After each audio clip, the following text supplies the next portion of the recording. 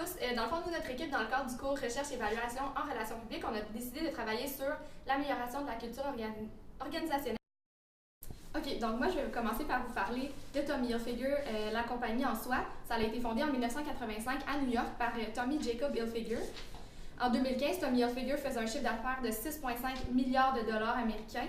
Et ce chiffre d'affaires-là provient de 1400 magasins environ répartis à travers tous les continents.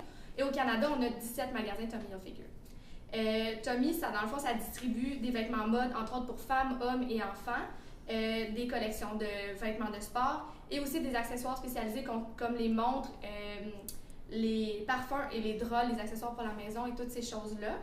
La mission de Tommy Hilfiger, dans le fond, c'est d'être un leader dans le monde de la mode de façon internationale, tout en, dans le fond, maintenant leur standard par rapport à l'environnement, ce qui marche aussi.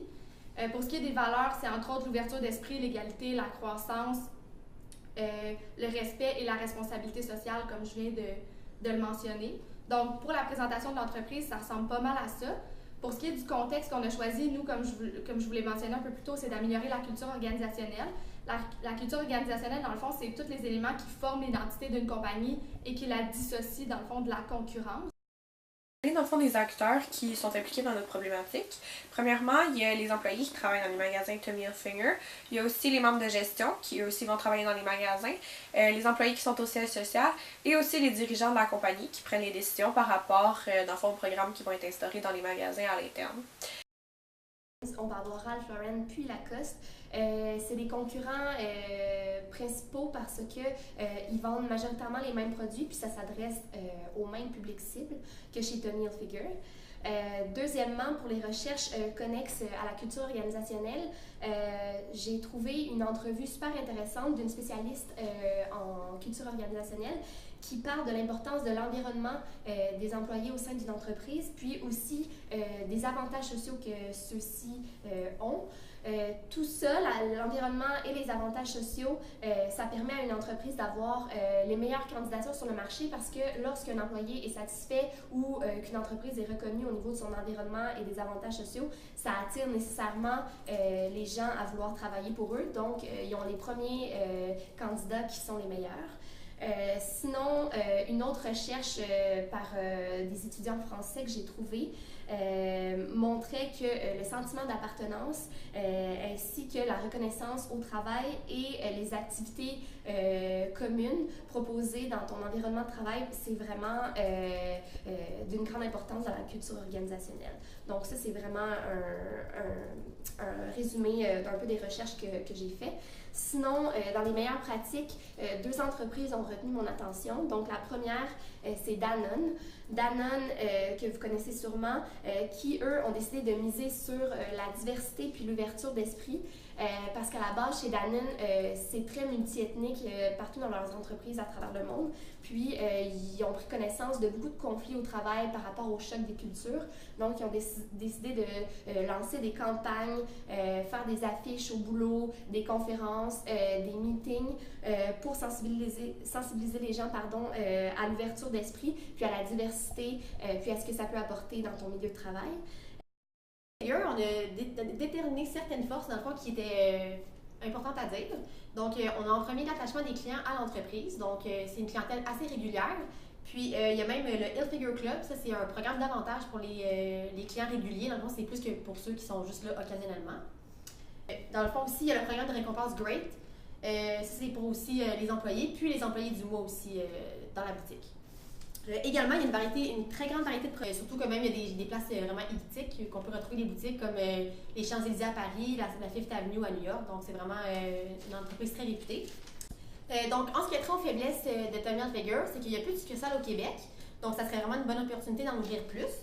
Et également, il n'y a pas beaucoup d'explications qui sont données aux employés des boutiques concernant les programmes dans l'entreprise, parce que dans le fond, il y a des employés qui travaillent un peu moins souvent, puis ceux-là, ils ont moins d'informations par rapport. Il y en a qui ne savent même pas des fois que les programmes existent, donc ça, c'est une lacune au sein de la compagnie. Par rapport aux forces des concurrents, ben moi, j'ai ciblé vraiment plus la compagnie Lacoste, en fait, qui est vraiment un des concurrents directs de l'entreprise, parce que dans le fond, elle a vraiment une très, très grande préoccupation pour l'environnement, pour les animaux comme le crocodile, qui est vraiment représenté par le logo de la compagnie.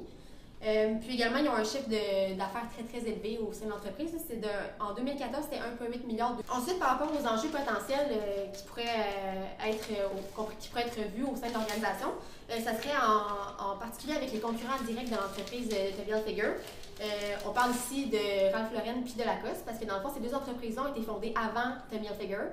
Donc, c'est sûr que l'attachement de la clientèle qui est habituée pour Ralph Lauren et Lacoste vont plus rester au sein de cette entreprise-là, puis ils vont pas nécessairement vouloir aller changer pour aller vers du Tommy Hilfiger. Donc, ça peut nuire au nombre de clients qui vont vouloir aller chez Tommy. Le risque pour la réputation, en fait, c'est par rapport à la revente de vêtements Tommy, parce que dans le fond, dans plusieurs pays, il y a des gens qui vont acheter des produits puis ils vont les revendre plus cher. Donc ça fait en sorte que ça peut nuire à la réputation de l'entreprise, sa notoriété, son image. Puis en plus, ça peut aussi nuire aux ventes de l'entreprise en tant que telle en magasin. Par rapport aux opportunités, comme je l'ai mentionné un petit peu plus tôt, ça serait d'ouvrir plus de boutiques au Québec, puisqu'on n'en a vraiment pas beaucoup ici, contrairement à beaucoup d'autres endroits dans le monde.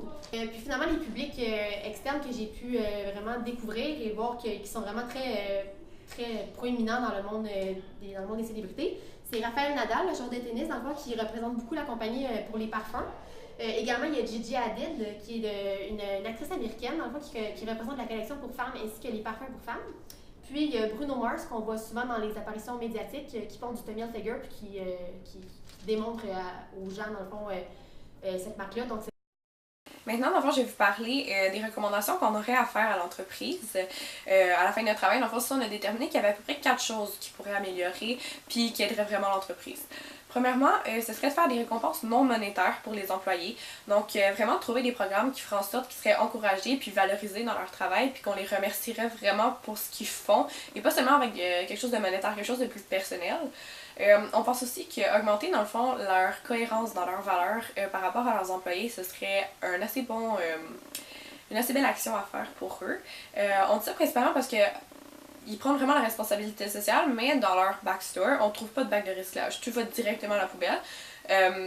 Donc on pense que si des fois ils mettaient ça, ça pourrait dans le fond augmenter la confiance que les employés ont en eux, puis ça pourrait aussi inculquer certaines valeurs aux employés, puis démontrer qu'ils sont cohérents puis qu'ils font ce qu'ils disent, techniquement.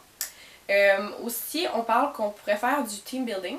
Du team building, dans le fond, ce serait de faire environ 2 activités par année avec tous les membres de gestion puis les employés des magasins, juste pour augmenter, dans le fond, comme l'espèce de sentiment d'appartenance que les employés ont envers la compagnie puis le magasin auquel ils travaillent, puis juste, en général, augmenter la chimie qu'il y a dans l'équipe, puis faire en sorte que les employés se sentent plus à l'aise, dans le fond, d'aller parler à leur gérant si jamais ils ont des problèmes ou quelque chose. Puis finalement, on a aussi pensé que les entreprises pourraient faire des groupes d'employés par magasin qui, eux, pourraient être chargés, dans le fond, de représenter le groupe au complet pour aller avec des rencontres, pour aller faire des rencontres avec des dirigeants qui, eux, vont décider des programmes qui vont être implantés dans les magasins, puis des membres de gestion, les gérants de district, juste pour s'assurer, dans le fond, qu'il y a une bonne communication puis que les employés se sentent écoutés aussi dans leur milieu de travail, puis qu'ils sachent, dans le fond, qu'on respecte leur opinion puis qu'on prend en compte ce qu'ils disent.